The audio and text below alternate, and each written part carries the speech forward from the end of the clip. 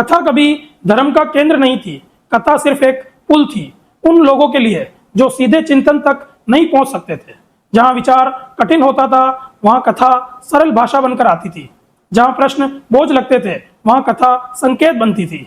कथा का जन्म कमजोरी से नहीं, विविधता से हुआ था। हर मनुष्य एक सा नहीं सोच सकता, हर मस्तिष्क एक सा नहीं समझ सकता, इसलिए कथा आई।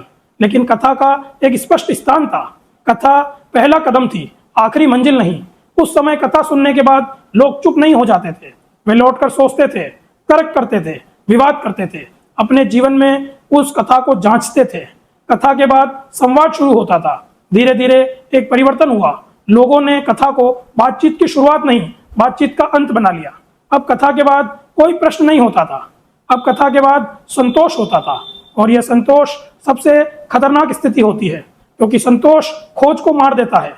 जब कथा सुनकर मन शांत होने लगा तो मन में सोचना छोड़ दिया, और जब मन सोचना छोड़ देता है तो धर्म केवल ध्वनि रह जाता है। यहीं से कथा का स्वरूप बदला। अब कथा ज्ञान की ओर ले जाने वाली सीढ़ी नहीं रही, अब कथा ज्ञान का विकल्प बन गई। लोग कहने लगे, इतना समझना काफी है, इतना जानना पर्याप्त है, हमें गहराई में जाने की जरूरत नहीं।